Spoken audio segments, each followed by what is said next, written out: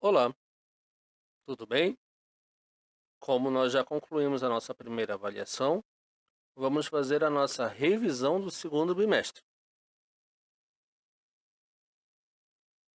Sou o professor Leandro Garcia Neto e a minha disciplina é o ensino religioso. O tema do segundo bimestre são as organizações religiosas.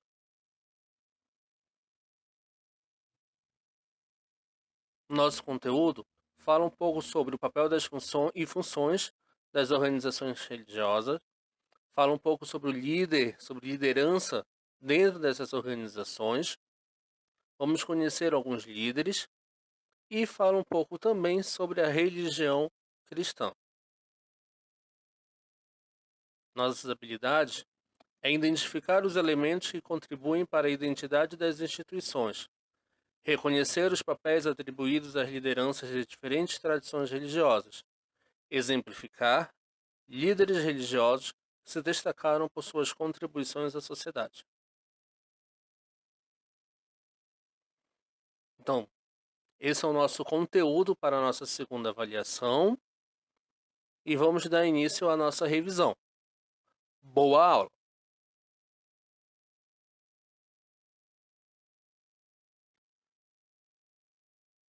Os espaços religiosos falam de um sistema organizado, inserido e atuante no contexto social. Esse espaço religioso ele é carregado de elementos simbólicos que têm uma representatividade dentro da estrutura organizacional de uma religião. Nós vamos ter imagens como essa representada de Siddhartha Gautama, o Buda. Nós vamos ter acessórios relacionados à vestimenta, como no caso do candomblé. Nós vamos ter textos sagrados, como no caso do Alcorão, texto do islamismo. Nós vamos ter templos, espaços sagrados, para que possam ocorrer as celebrações religiosas. E nós vamos ter liderança, como no exemplo, o Papa Francisco. As organizações religiosas apresentam-se muitas vezes como sistemas institucionais que buscam manter um grupo de pessoas unidas em torno de práticas de fé comuns e orientações que regulam a vida da comunidade, não somente no sentido religioso, apesar de este ser o seu foco principal. As práticas e crenças comuns aproximam as pessoas em torno de um mesmo objetivo, estabelecendo sistemas mútuos de proteção e aproximação. Essas práticas de fé são conhecidas e vivenciadas pelos seus participantes.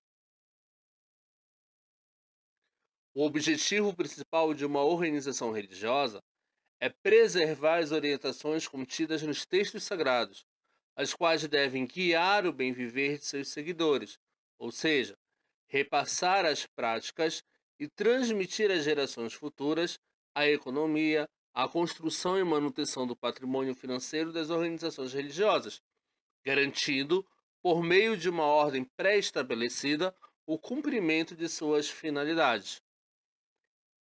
Esse texto sagrado, ele fala um pouco sobre a origem do universo, de acordo com cada tradição, sobre os seus direcionamentos, as suas doutrinas e também sobre a vida após a morte. Os modos de organização das religiões variam muito. Algumas são organizadas em fortes hierarquias, com um controle centralizador. Outras são menos organizadas. E ainda há aquelas sem nenhuma organização sistematizada, sem grandes estrutura. A ilustração aqui ao lado, ela apresenta a pirâmide organizacional da Igreja Católica. Vocês vão ter no topo a figura do Papa, que é o vigário de Cristo, que é o sucessor de São Pedro. Na sequência, cardeais, arcebispos, padres e diáconos. Toda organização religiosa possui sua estrutura hierárquica específica.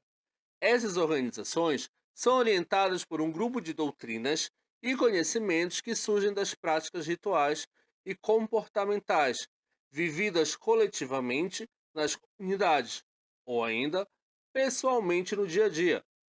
As tradições religiosas também exprimem e sustentam as atitudes e conceitos diante do mistério da morte e o sentido da vida. Papéis e funções nas organizações religiosas. As religiões do mundo se estruturam organizando o espaço físico, delimitando a geografia com suas mesquitas, templos, igrejas, terreiros e etc. E organizando o espaço humano, atribuindo papéis de acordo com as funções que cada um possa ter em uma tradição religiosa. A ilustração, ela representa uma mesquita, que é o templo sagrado dos muçulmanos, dos islâmicos. Igreja. Igreja, do latim ecclesia, é um templo cristão, é o local de pregação dos ensinamentos de Cristo, obedecendo os princípios da ética cristã. Igreja é um conjunto de fiéis unidos pela mesma fé, que celebram as mesmas doutrinas religiosas. Como instituição, a Igreja representa um sistema de preceitos dogmáticos, ritos e crenças. Então nós vamos falar agora um pouquinho sobre as igrejas que compõem esse cristianismo. Vamos ver 3 igrejas: a Igreja Católica, a Igreja Protestante e a Igreja Ortodoxa.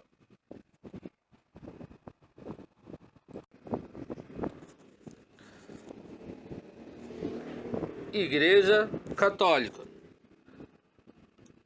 ou Igreja Apostólica Romana é uma igreja cristã que tem por objetivo pregar o Evangelho de Jesus Cristo. A estrutura da igreja foi formada pela Bíblia, pelos ensinamentos e pela doutrina cristã, através de uma interação dinâmica entre a Bíblia e a tradição.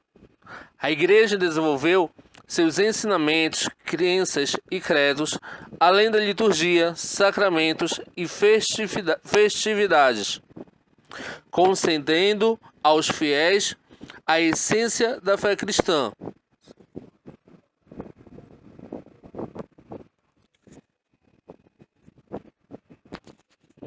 Igreja Ortodoxa. A maior parte das igrejas ortodoxas deriva do antigo cristianismo grego do Mediterrâneo Oriental. O elo direto com as igrejas fundadas pelos apóstolos e a memória do Império Romano Cristão, o Império Bizantino, que durou até 1453. Aumentam a importância da tradição como guia da igreja. Essa tradição inclui as escrituras, os antigos concílios e os escritos dos padres, a liturgia e a veneração de imagem sagrada. A Igreja Ortodoxa não reconhece o Papa como autoridade.